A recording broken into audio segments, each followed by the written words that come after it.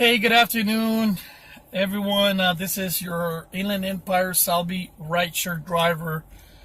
Um, as you can hear on my tone, of my voice, I'm a little different today, and I'm sure you are all aware of this situation that occurred on the 110 freeway with a Lyft driver and passenger last week at late hours of the night. I believe 110 freeway in Crenshaw, if I'm not mistaken. First of all, before I proceed, and so that there is no misunderstandings, I can't take sides, but I have to split myself into two. For no one is actually a winner of this situation, but please bear with me. First of all, I would like to offer my condolence to Mr. John Lavelle, father of Justin Lavelle, of 23 years of age, that passed away after a discussion, argument, altercation between his Lyft driver and him, and somehow ended getting run over on the freeway by other multiple vehicles. So please, my condolences to the family, to the father. This is a terrible tragedy. But at the same time, I would like to take this opportunity to remind everyone to please not judge until an investigation is actually concluded. Secondly, I cannot stress enough, other YouTubers, other drivers also cannot stress enough of how important it is for all of us who drive rideshare and have customers in our vehicles to have a dash cam. What I mean by this is, right now it's his word, driver, versus Mr. Lavelle's words that were made via phone to friends and family. But if this driver had a dash cam, not only would the audio be captured, but visual capture, if in fact, because we don't know exactly what took place, Mr. Lavelle was possibly intoxicated, was being belligerent, was being verbally combative, possibly physically combative.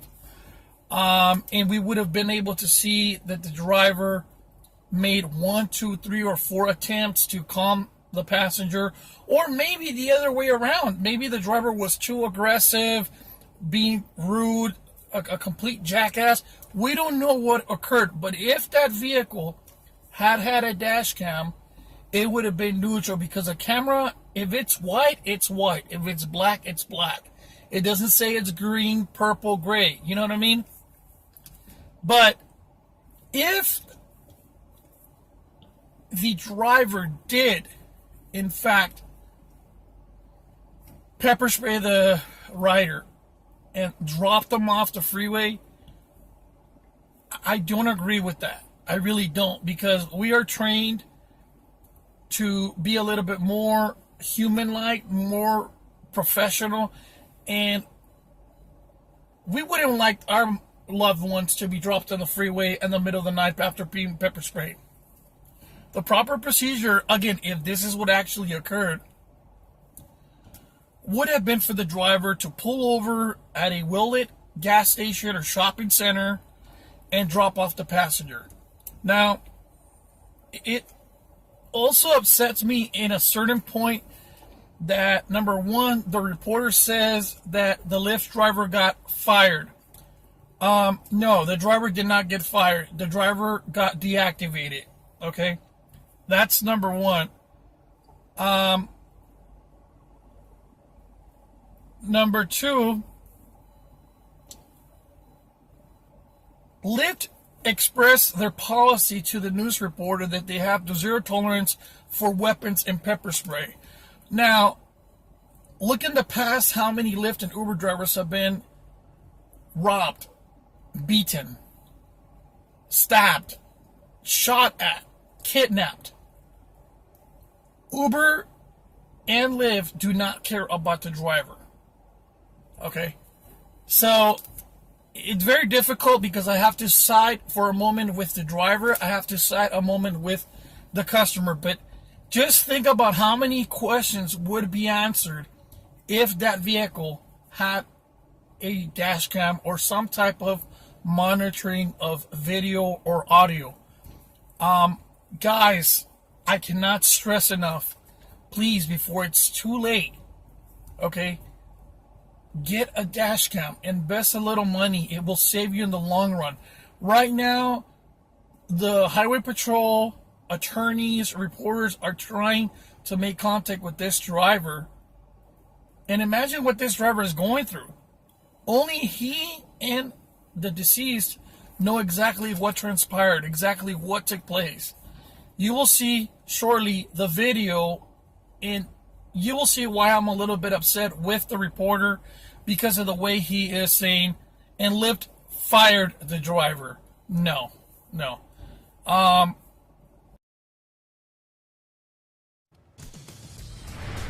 CHP is investigating the mysterious death of a 23-year-old man. He somehow fell out of a Lyft car onto the 110 freeway.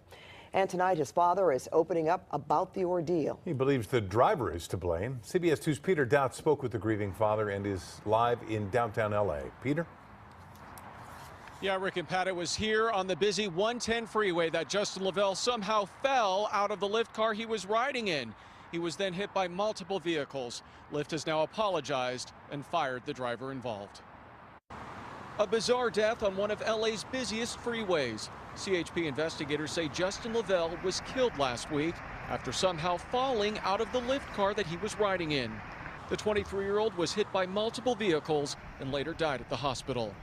Lavelle, a waiter from Virginia, was heading from West Hollywood to Long Beach.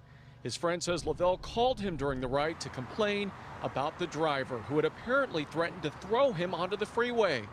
Lavelle later called his mother, screaming the driver had pepper sprayed him. Moments later, Lavelle somehow fell out of the car and right onto the freeway. We spoke with his father by phone from North Carolina. What person in their right mind would get out of a vehicle on one of those busy highways out there unless he was forced?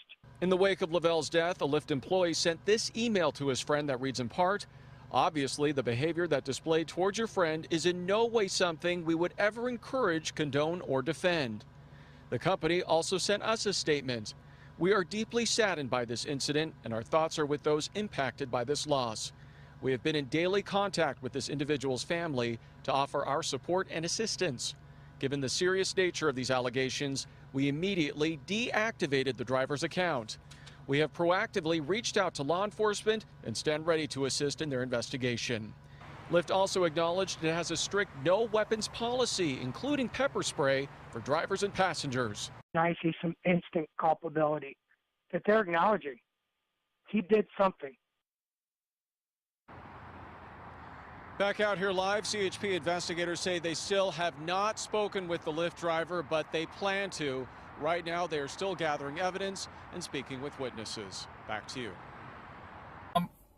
We live in America, and I still believe that you're innocent until proven guilty. Now, if the driver, again, went psycho, committed stupidity after another, hey, you know what, brother? Your fault. But again, if the passenger was aggressive, was trying to beat up the driver, who knows what exactly took place. Please, guys, let's be neutral right now. Let's not point fingers. And let's see what occurs after the investigation. That's all I'm asking. Again, my condolences to the family, and also my prayers go toward this driver. I could only imagine what this driver and his family is going through, knowing that their son, their husband, their father, their grandson is being accused of participating in a possible manslaughter or murder. So, guys, a little bit of a sad, emotional video today, but please, I hope that this really opens your eyes about the importance of the dash cam. There's also been another video, and I will try to download it and implement it into this one, regarding a airport police officer falsely accusing a driver of being at the curbside to pick up a customer for more than 9-10 minutes. And if it had not been for that dash cam, that a driver would have gotten that citation. So again, guys, God bless, be safe out there, and invest a little money in a dash cam. Till then, take care, God bless, and thank you for watching.